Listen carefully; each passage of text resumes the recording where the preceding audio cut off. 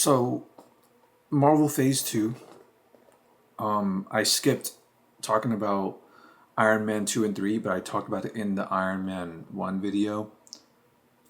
I skipped Thor Dark World, which sucked. It's unnecessary, you don't have to watch it. If you if you're a fan of Iron Man, watch Iron Man 2 and 3. I actually really liked Iron Man 3, I thought was way more underrated than what people gave it credit for.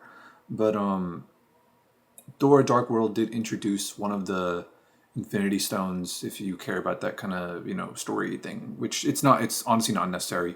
It's the ether thing from the dark elves from before time or whatever. I don't know if anyone's truly really thought about this. This movie at the time felt like the start of the downfall because it's like an Avengers level threat. It's an Avengers level type of movie with all the crossovers and everything. Like when I watched Iron Man 3, anytime they'd mention New York or any of the other Avengers, like any hint that this is part of a larger MCU, we'd get so hyped and so excited. When you're in the moment, when you're watching it in theaters and you're invested in all the MCU stuff, there's a part of your mind that I swear to God, if people who watched it at the time will remember this feeling, but they just kind of ignored it because no one really ever talked about it. It's like, oh, those feelings of those dopamine spikes are just going to be numb now because it's going to be like every movie is going to capitalize off of the fact that this is a giant shared universe. Maybe other people are not going to feel that way because when this movie came out, my dream was to be working in the film industry.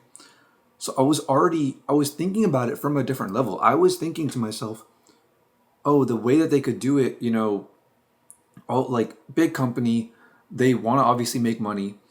So the way they could do it is they could have their giant crossover Avengers type of important events. They sort of give a larger, long-term vision to all the rest of the movies in the MCU. And then they hand off all the IPs and maybe even create new IPs and give it to passionate, writers, passionate storytellers. And they let them handle all the individual movies with subtle hints here and there to give you these it's little bits of stimulation that you get a lot from. But seeing the direction, especially with this, seeing the direction it was going in, it was oh, they're just gonna milk it for everything it has. They're not going down the approach of doing it out of passion or love. But the movie itself I thought was pretty good. Like it's different actually. It's different from most of the MCU movies. It's a lot darker. The beginning and the end, I didn't register it in the beginning, but I watched it recently with my cousins. It was May or something like that, April or May or something. I watched it the day after Dricus du Plessis versus Sean Strickland 2. People complain about the color palette of these movies, these early Marvel movies, and how they look dull and bland. I honestly kind of like it. It looks a little less cartoony. I think there's room for some of the movies like that in the MCU. I like the choreography. I like the action. I like how it's a really, really long movie. I get that can be annoying to some people, and the people I was watching it with were falling asleep. But I like that. I like 3 hour, 4 hour, 5 hour long movies. They don't do that in Hollywood. They do it in indie movies though. I get why Corridor Crew. I'm gonna add the link in the description to the Corridor Crew video where they turned Marvel movies into the rated R versions, and I see why they use so many clips from this movie because it feels like the good guys are killing way more people than the bad guys, to be honest. Which I guess now that I think about it is the conflict, is the crux of the conflict in Captain America: Civil War. Yeah, okay, that's deliberate. That wasn't stupid on their part. That was control the heroes because they're causing too much damage. Yeah, makes sense. Looking back, I mean, you would think this movie's super important to the thing. I honestly don't think it's that important to watch. In terms of making sure you have all the knowledge to go into the Avengers, Infinity War, and Endgame movies and all that stuff. Yeah, it's useful, but it didn't progress the story. It just introduced characters more than anything else. I thought throughout the entire MCU, they completely mishandled what could have been an amazing character arc for Captain America. And they tried it, and some would say they succeeded, but I'm looking at it from a storyteller's perspective, and oh man, I could do so much better. Obviously, arrogant thing to say, But the character arc of him realizing that, oh, wait, there's bad guys on our side too, and there's good guys on the other side as well.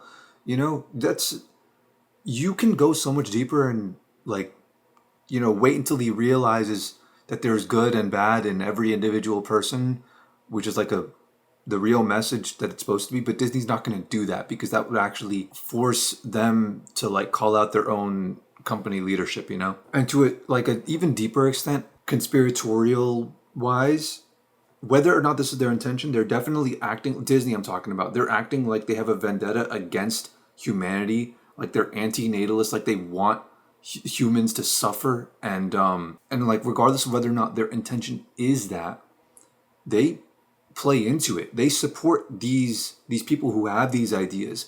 They don't, they try extra hard to not reveal the root of, like, the real issues. Like, they make it very clear that, like, oh, even though there's bad guys on our side, it's just Hydra. It's always Hydra. Hydra is the bad guys, and they've infiltrated. Oh, they're bad guys. It's just, there's the label. Apply the label to them.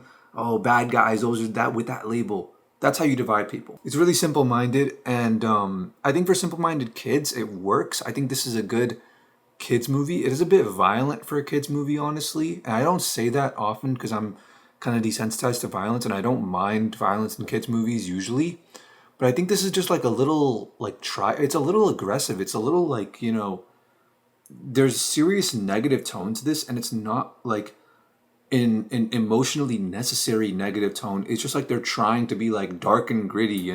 So, like, the tone of the movie is, for the most part, very adult, but the lessons of the movie really apply to, like, 5-year-olds, honestly. Like, when I was 5, I could have learned a lot from the lessons of these. When I was 5, I remember, I'm like, I don't want to watch anything live action. I only want to watch animated stuff. If it's not animated, I'm not interested. It's the same mentality that Captain America has in the movie of, like, oh, I'm learning to see the merit in both sides. That's the character arc that the 5-year-old and the, like, 70-year-old, whatever, 100 something, whatever, Captain America is supposed to go on. It's a very immature character arc, but, like, you have to go through it eventually at some point in life. And it is stupid that so many people don't go through this character arc until, like, they're much older. But, better late than never. The parallel is obviously Nazis. Hydra is the Nazis. And Hydra's way worse.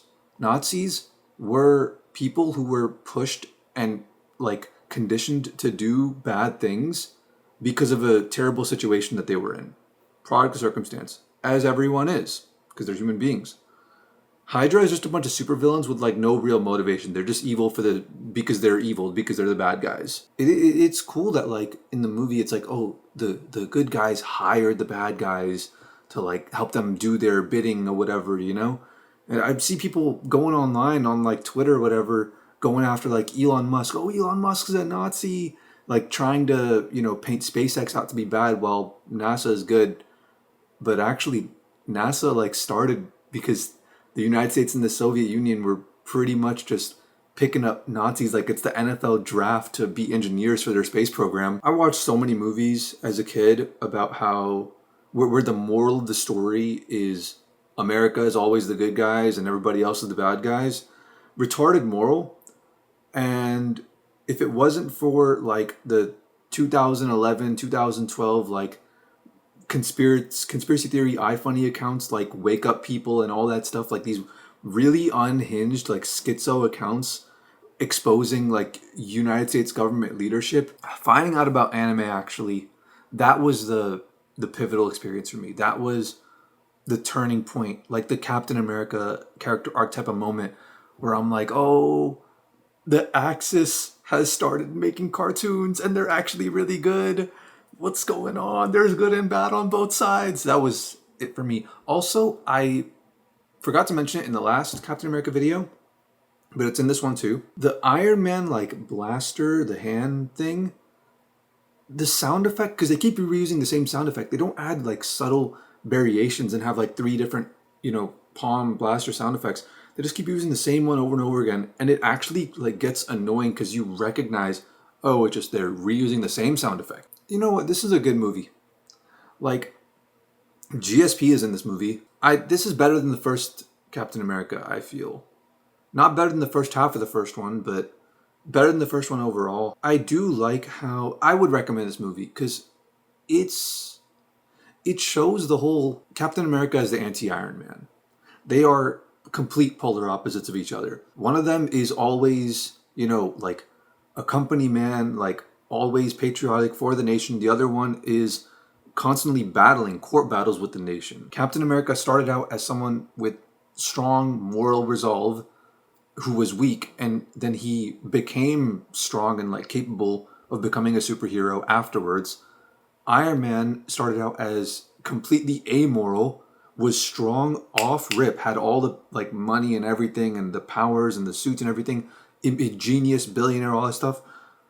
And then he had to learn morality as it went along. Their agendas of like Iron Man wanting to protect himself, Captain America wanting to protect others, the whole symbol of the shield, wanting to put a shield around the earth. And then Iron Man creates Ultron, putting a shield around the Earth. The like freedom versus safety. Iron Man, freedom, transition to safety. Captain America, safety, transition to freedom. Their character arcs like flipped, which is like, that's so cool. That's so cool to show like, oh, there's not like a correct character arc. You can just go in the other direction and learn about the other side. Now, you know what? This actually was a really good movie. That was a really cool dynamic. And the movie, honestly, it could have benefited a lot from cutting out a lot of the characters. The whole MCU could have benefited a lot from cutting out a lot of characters. But if you try to look into it, like from a storyteller's perspective, from like a philosopher's perspective, this is a really good movie. Maybe even like top 5 Marvel movies, honestly.